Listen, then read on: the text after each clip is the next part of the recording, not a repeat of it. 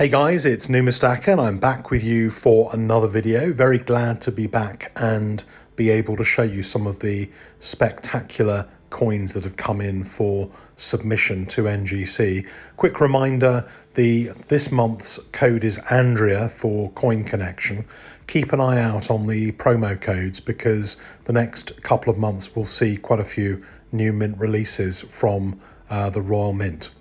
So these coins I particularly wanted to show you because they're a great example of the kind of coins that collectors of older British coins are looking for.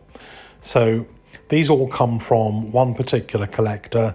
They have been submitted to NGC. Most of them are going to be in the standard tier, which is designed for coins that are valued at more than £250 and less than £2,500. So that price range is really the middle ground for nice quality pre-decimal coins. And this particular collector, I think, has a bit of an eye for really nice examples and quite often sends really nice examples of pre-decimal coins in for grading.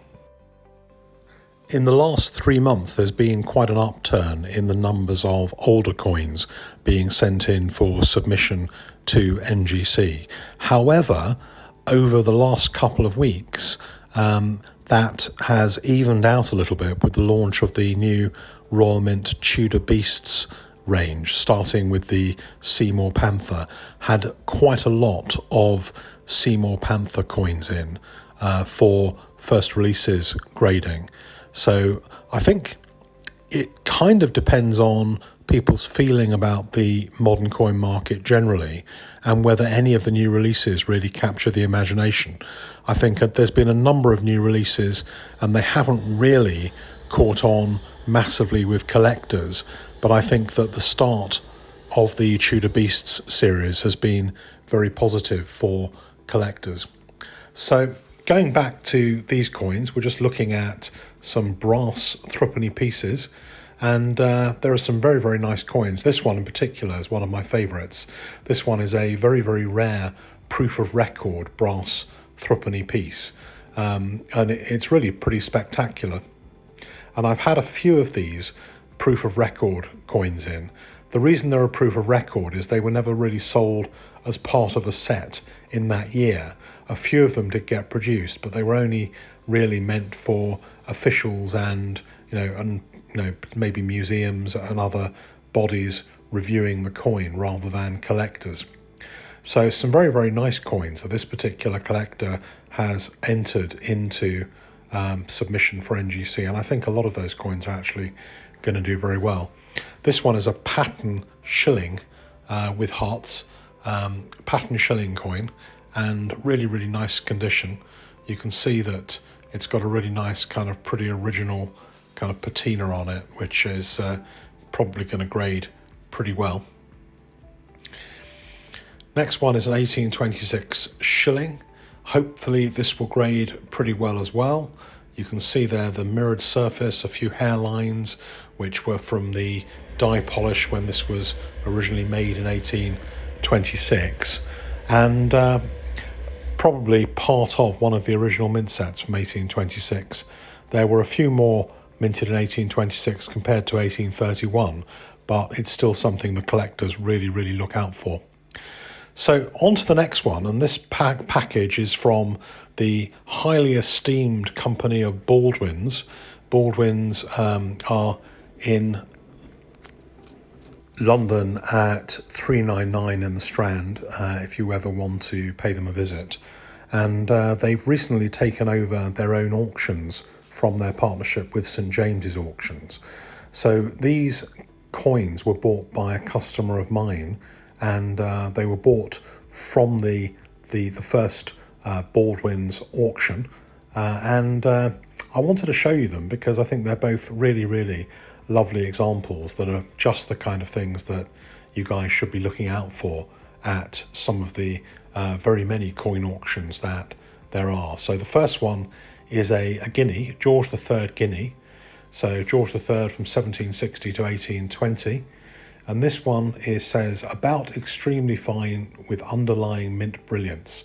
they seem to say with underlying mint brilliance on all of their descriptions, but it's always nice to see whether the coins actually live up to the description on them.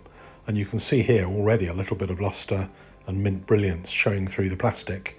And I think that this particular coin is certainly a really, really nice example. I wish I'd bought this coin myself. 1794, beautiful example of a spade guinea. The spade guineas are pretty common in a lot of the dates, but very few of them tend to be in very high quality, and they tend to be a little bit kind of flat. And in some people think that these guineas are a little bit dull compared to sovereigns. But I think some of the clever money is looking at picking out guineas that come up for auction in good condition. Next one is another one of my favourites. This is the Open 2 variety of the 1820 sovereign, one of the first years of the modern sovereign, which started in 1817. George III. 1820 tends to be a little bit more affordable than the 1817 and some of the other years, in fact, as well. This one looks to be also a coin with underlying mint brilliance, lots of luster on it, really lovely example. You're finding a lot of these coins graded now, or people buying them in order to grade. And if this grades well, I mean, the key thing with this coin is if it gets a 62 or above, then I think this buyer did pretty well picking this up at auction. Be interesting what it gets. It looks to me about 63, but you guys tell me what you think it probably is, and we can then compare results when it comes back from grading. So thanks very much for buying those coins and letting me show them off on the channel. Another quick thing that kind of cropped up the other day is the prices that celebration sovereigns are getting. And I just wanted you to have that at the back of your mind. Since 2022, we'll see the release of another one or two strike on the day celebration sovereigns as well. Moving on to the trial of the Pyx. This is held at Goldsmiths Hall every year, an old ceremony to test the purity of Royal Mint coins. And the Royal Mint have started selling off the coins that were used at the trial of the Pyx ceremony. Couple of things about these coins. There are a few of them only that are used in the ceremony, and they come specially presented. And if you want them graded, they really need to be kept with their special presentation, preferably sealed, so that they can actually establish at NGC they were used in the trial of the Pyx.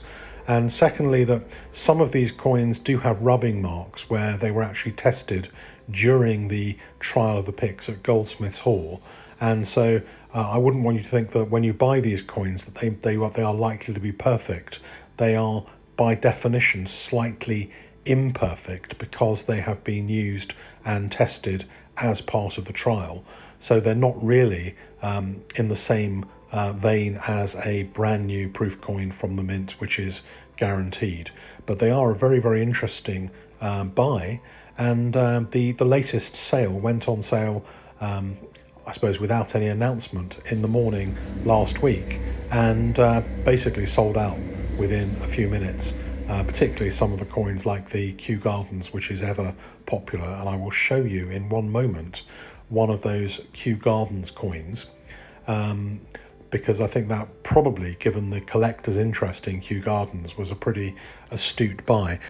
So please do watch out for sales of Trial of the Pyx coins. I think they're becoming more popular, and clearly they're going to be a regular part of the sell-offs that the Royal Mint do. They've been doing die trials and Trial of the Pyx. They're trying to bring a few extra kind of areas of interest up for collectors especially, and trying to appeal to a broad cross-section of collectors at different price points as well. So that's pretty much it from me for the moment, and hopefully I'll be able to make you another video in the next week or so, and if there are any coins coming back from NGC, perhaps another mega results video. If you have any questions on grading, then please get in touch. I am always welcoming new customers to Numistacker Numismatic Services, my company. I'm an NGC authorized dealer and happy to submit to NGC on your behalf.